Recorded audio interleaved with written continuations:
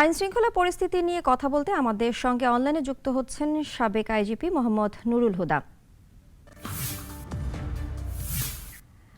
Sir, আপনাকে স্বাগত আমাদের সাথে যুক্ত হবার জন্য।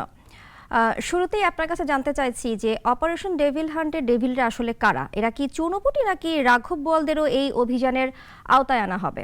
কি মনে করছেন? আইন শৃঙ্খলা কর্তৃপক্ষের কাছে এরকমের কোনো ক্লাসিফিকেশন থাকে না। চুনোপুটি, রাঘব বোয়াল যারাই ফৌজদারি অপরাধে অভিযুক্ত বা অভিযুক্ত হওয়ার সম্ভাবনা আছে এবং যারা আইন শৃঙ্খলা বিঘ্নিত করতে পারে, যারা আইন হাতে তুলে নিতে পারে, যারা আগামী দিনগুলোয় এই সমাজে স্থিতিশীলতার প্রতি হুমকি হতে পারে, তারাই শত্রু এবং তাদের বিরুদ্ধেই তাদের মধ্যে অনেকের কাছে হয়তো বেআইনি অস্ত্র আছে, যেটা সুশাসনের প্রতি একটা হুমকি। অতএব এই ধরনের লোকজনের বিরুদ্ধেই এবং অস্ত্র উদ্ধারের এবং যারা আইন হাতে তুলে নিচ্ছে এবং যারা এদের উস্কানি দিচ্ছে তাদেরকে আইনের আওতায় আনাই আমার মনে হয় এই অভিযানের মূল উদ্দেশ্য, এবং সেটার প্রয়োজন আছে। দেশের সামনে নির্বাচন হবে, তার আগে একটা অনুকূল পরিস্থিতি সৃষ্টি করবার জন্য এই ধরনের অভিযানের প্রয়োজন আছে। জি স্যার, এর আগেও এমন অভিযানে রাজনৈতিক পক্ষপাতের অভিযোগ উঠেছিল। তো অপারেশন ক্লিন হার্টে যৌথ বাহিনীকে রীতিমতো সংসদে আইন করে দায় মুক্তি দিতে হয়েছিল। তো এবারের যৌথ বাহিনীর অভিযানটিও বিতর্কিত হয়ে উঠবে না তো? নিশ্চয়ই হওয়া তো উচিত না। ওই অপারেশন ক্লিন হার্ট যখন হয়েছিল, যতদূর মনে পড়ে, এটা 2002 সালে, তখন একটা রাজনৈতিক সরকার ছিল। তো এখন তো কোনো রাজনৈতিক সরকার নাই, অতএব আশা করব যে ঠিক আইন মোতাবেক, আইনের প্রতি শ্রদ্ধাশীল যারা না এবং আইন অনুগ সমাজের প্রতি যারা হুমকি, তারাই এর টার্গেট হবেন। অতএব ওই যৌথ বাহিনী হলেই অপারেশন ক্লিন হার্ট, দায় মুক্তি, এই কথাগুলো কেন আসে জানি না। এটা অত্যন্ত দুঃখজনক ব্যাপার আর কি। আমি মনে করি না এ ধরনের বেআইনি কাজ বর্তমান সরকার করবে, এবং সেরকম কোনো কাজ করলে তো তার যে উদ্দেশ্যে এটা এসছে, সেই উদ্দেশ্যই ব্যাহত হবে না। আমি এরকম কোনো সম্ভাবনা দেখি না। হলে খুবই দুর্ভাগ্যজনক হবে, তাহলে আর নির্বাচন হবে না ঠিক মতো। জি স্যার, আপনি আমাদের সাথেই থাকুন। এ পর্যায়ে আমাদের সঙ্গে যুক্ত হচ্ছেন গাজীপুর প্রতিনিধি মোহাম্মদ আলামিন। আলামিন, গাজীপুরে অপারেশন ডেভিল হান্টের সবশেষ তথ্য আমাদের জানাবেন, আর স্থানীয় মানুষজন এই অভিযান বিষয়ে কি ধরনের প্রতিক্রিয়া দেখাচ্ছে? ধন্যবাদ আপনাকে। আমি এই মুহূর্তে দাঁড়িয়ে আছি গাজীপুর আদালতের যে গারদখানা রয়েছে সেখানে। এখানে কিন্তু সন্ধ্যার পর থেকেই, গত রাত থেকে অপারেশন ডেভিল হান্টের যে অভিযানে যে গ্রেফতার রয়েছে তাদেরকে কিন্তু এখানে নিয়ে আসা হচ্ছে, আদালতে তোলা হচ্ছে।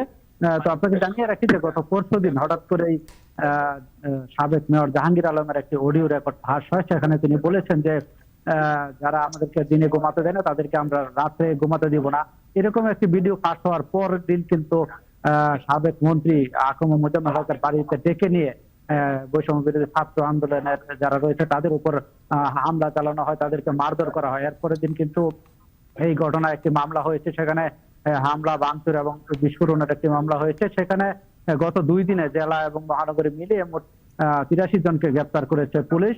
তো পুলিশ জানিয়েছে যে আসলে এই দূরে থেকে টেলিফোনে ফোন কনভারসেশনে একটি অস্থিতিশীল অডিও ফাঁস করা বা দেশকে অস্থিতিশীল করার যে হুমকি দেওয়া হয়েছে, তারা সেটি চ্যালেঞ্জ হিসেবে নিয়েছেন এবং তারা চাচ্ছেন যে এইখানে যারা দুষ্কৃতি করতে চান বা দেশকে অস্থিতিশীল করতে চান, তাদের ব্যাপারে তারা যে অভিযান, স্বরাষ্ট্র মন্ত্রণালয় যে অভিযানের ঘোষণা দিয়েছে সেটি অব্যাহত রাখবে এবং তারা এই আসামিদেরকে গ্রেপ্তারের জন্য চেষ্টা করছেন। পুলিশ কমিশনের সাথে কথা হয়েছে, তারাও বলেছেন যে তাদের জন্য এটি বিরাট বড় একটি চ্যালেঞ্জ। গাজীপুরের মানুষকে যেখানে অশান্ত করে দেওয়ার একটি পায়তারা চলছে, সেখানে শান্তি শৃঙ্খলা বজায় রাখা তাদের একটি চ্যালেঞ্জ হিসেবে রয়েছে। তো এখানে যে গত 83 জনকে গ্রেপ্তার করেছে, এদের মধ্যে 34 জনকে কিন্তু এই মোজাম্মেল হকের বাড়িতে যে হামলা হয়েছে সেই মামলায় গ্রেপ্তার দেখানো হয়েছে। এখানে মোট 239 জনকে আসামি করে একটি মামলা হয়েছে। আর আপনি জানেন যে গত রাতে ডিসি অফিসের সামনে এখানে কিন্তু একজন সহযোগী সমন্বয়কে উদ্দেশ্য করে গুলি ছোড়া হয়েছে একটা মোটরসাইকেল থেকে, সেটির ব্যাপারেও একটি মামলা হয়েছে। তো তারা বলছেন যে গাজীপুরকে যত দ্রুত সম্ভব তারা শৃঙ্খলা নিয়ে আসতেছেন এবং যারা অপরাধ করেছেন তাদেরকে গ্রেপ্তার করে আইনের মুখোমুখি করবেন। তো এই ছিল আমার কাছে গাজীপুর থেকে সর্বশেষ। আলামিন, আপনাকে অনেক ধন্যবাদ। স্যার নুরুল হুদা, আপনার কাছে জানতে চাচ্ছি, এই যে ম্যাজিস্ট্রেসি সহ সামরিক বাহিনী মোতায়েন থাকা অবস্থাতেও গাজীপুরে 2 দিন আগে যে হামলার ঘটনাটি ঘটলো সেটি এই সময়ে কিভাবে সম্ভব হলো? এতে কি আপনি গোয়েন্দা ব্যর্থতা দেখতে পাচ্ছেন? কিছু শৈথিল্য আছে আর কি।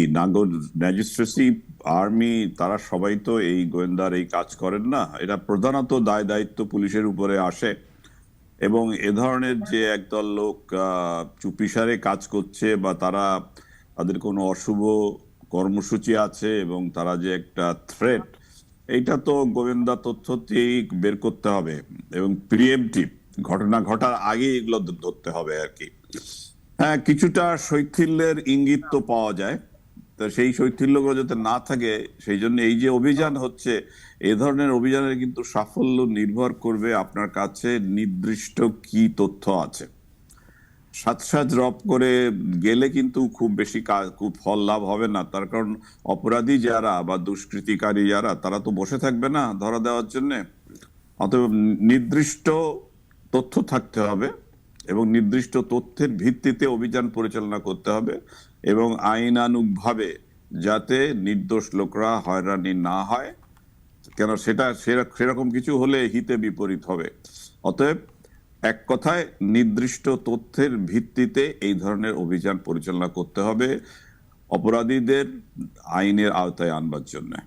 জি স্যার, গত 6 মাসে যৌথ বাহিনী মাঠে থাকলেও তাদের বেশ নমনীয় দেখা গেছে। তো পুলিশের না হয় নানান সংকট আছে, সামরিক বাহিনীর তেমন ভূমিকা না থাকার কারণ কি বলে আপনি মনে করেন?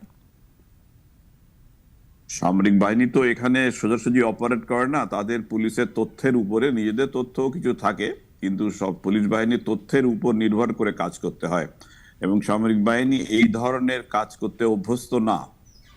তো সেই জন্য এটা যে সিভিল যে ফোর্স থাকে পুলিশ, সেই ফোর্সে প্রাইমারিলি মূলত তাদের কাজ এবং তাদেরই এগুলো করতে হবে। তো একটা তো বিরাট পরিবর্তন হয়েছে এই দেশে, স্বীকার করতে হবে 5ই আগস্ট, এবং যেখানে পুলিশ মাত্রাতিরিক্ত বল প্রয়োগ করে জনগণের বিপক্ষে দাঁড়িয়ে গিয়েছিল এবং জনগণের শত্রু হিসাবে চিত্রিত হয়েছে অনেক অনেক ক্ষেত্রে। অতএব তাকে সেই পরিস্থিতি কাটিয়ে উঠতে হবে। সেই পরিস্থিতি কাটিয়ে উঠতে গেলে তাদের নিজেদের নেতৃত্ব ঠিক থাকতে হবে, রাজনৈতিক নির্দেশনা অর্থাৎ স্বরাষ্ট্র মন্ত্রণালয় থেকে এবং উপদেষ্টা পরিষদ থেকে বিভিন্ন জায়গা থেকে তাদের সেই সাহায্য সহযোগিতা করতে হবে, কিন্তু মূল কাজটা তাদের নিজেদেরই করতে হবে। এবং আমি যেটা বললাম, এইটা সামরিক বাহিনীর তো মূল কাজ না, সেই জন্য তাদের দিকে তাকালে চলবে না যে তারাই সব ঠিক করে দেবে। মূল কাজটা পুলিশকে করতে হবে। এটা সহযোগী আর শক্তি হিসাবে এখানে সামরিক বাহিনী আছে, এবং সামরিক বাহিনী তো অনির্দিষ্টকালের জন্য থাকবে না, সেটা বাঞ্ছনীয় না। এবং যত তাড়াতাড়ি পরিস্থিতি অনুকূল করা যায় সেখানে পুলিশকে আরো তৎপর হতে হবে, তৎপর হয়ে তাদের কাজগুলো করতে হবে যাতে স্বাভাবিক অবস্থা ফিরে আসে আর কি। জি, আইন শৃঙ্খলা পরিস্থিতি বারবারই সরকারকে চ্যালেঞ্জের মুখে ফেলেছে। তো সরকারের দিক থেকে কোনো ঘাটতি আপনি দেখতে পাচ্ছেন? আজও কিন্তু শাহবাগে সায়েন্স ল্যাবে আলাদা আলাদা সংঘর্ষ হয়েছে, আসলে কি করার আছে সরকারের? সরকারের মূলত সরকারের কাজ যেটা আইন শৃঙ্খলা রক্ষা করা, আইন যেটা থাকে বইতে সেটা যদি মানা হয়, আর শৃঙ্খলা অর্ডার যেটা সেটা রাখতে হবে। চূড়ান্ত বিচারের সব দায়িত্ব সরকারকেই নিতে হবে, এবং সরকারের মধ্যে যদি অনভিপ্রেত এবং অনাকাঙ্ক্ষিত নমনীয়তা থাকে, সেইটা ভুল সিগন্যাল দেবে, সেইটা ভুল সংকেত দেবে। তখন এই যারা দুষ্কৃতিকারী এবং যারা ভালো চায় না এই সমাজের, রাজনৈতিক ভাবে হোক আর সামাজিক ভাবেই হোক, তারা কিন্তু আইন হাতে তুলে নেবে। তো সেই জন্য এই আইন হাতে তুলে নেওয়ার এবং জনশৃঙ্খলা বিঘ্নিত করবার, জনসাধারণের যে অসুবিধা হচ্ছে বিভিন্ন জায়গায় রাস্তাঘাট বন্ধ করে, যেমন এইগুলা বন্ধ করতে হবে, এবং সরকারকে প্রয়োজনে কঠোর হতে হবে। কঠোর অর্থ এই না আগের রেজিম যেভাবে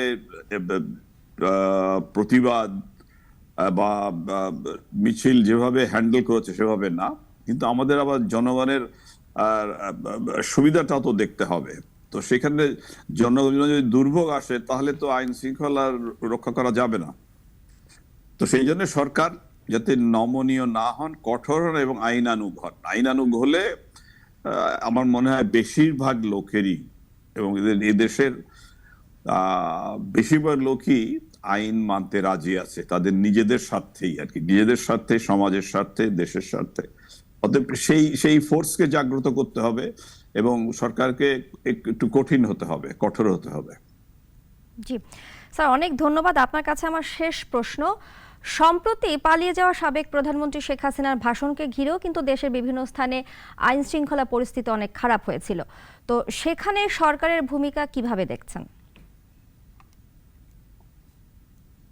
এটা তো একটা ঠিকই যে যে যে বিরাট পরিবর্তন হয়েছে এবং যে ঘটনা হচ্ছে সেটা ওই বক্তব্যের মাধ্যমে সেটা প্রতিফলিত হয় না, বরং উল্টো চিত্র দেওয়ার চেষ্টা হয়েছে। সেখানে স্বাভাবিকভাবেই লোকজন ক্ষুব্ধ হয়েছে, কিন্তু এই যে ক্ষুব্ধতা বা এই যে প্রতিক্রিয়া, এটার একটা ডিসিপ্লিন রিফ্লেকশন হলেই ভালো ছিল। ব্যাপক হারে ভাঙচুর 2-3 দিন ধরে বা সম্পত্তিতে আঘাত করা, এগুলো আমাদের দেশের ব্যাপারে বিদেশে এবং অন্যান্য জায়গায় রং সিগন্যাল দেবে। আমাদেরকে মনে রাখতে হবে যে আমাদের এখানে একটা আন্তর্জাতিক আদালত হচ্ছে যেখানে বিচার হবে। তো বিদেশিরা বা অন্যরা যদি বলে যে তোমার দেশেই তো আইন নাই, তোমার দেশেই তো লোকজন আইন হাতে তুলে নিচ্ছে, তুমি কি বিচার করবে, সেই বিচারের নিরপেক্ষতা নিয়ে কিন্তু প্রশ্ন তুলবে এবং আমাদের সমাজের এবং আমাদের এখানকার সভ্যতা নিয়ে প্রশ্ন তুলবে, আমাদের আচরণ নিয়ে প্রশ্ন তুলবে। অতএব এখানে এই ধরনের কাজকর্ম বন্ধ করতে হবে। তবে যে যে ক্ষুব্ধতা এখানে আছে, এখানে যে অন্যায় হয়েছিল, সেই অন্যায়কে নিন্দা না জানিয়ে উল্টো ভাবে চিত্রিত করা, সেটা সাধারণ মানুষের মধ্যে ক্ষোভ তৈরি করতে পারে। কিন্তু ক্ষোভের বহিঃপ্রকাশটা যদি সংযত থাকে তাহলে সেটা আমাদের জন্য ভালো, এটা সবাইকে বুঝতে হবে। জি জনাব নুরুল হুদা স্যার, আপনাকে অসংখ্য ধন্যবাদ আপনার মূল্যবান মতামতের জন্য। 250টিরও বেশি ডিজাইন অপশন নিয়ে ওয়ালটন স্মার্ট ফ্রিজ, বোঝে আপনার প্রয়োজন।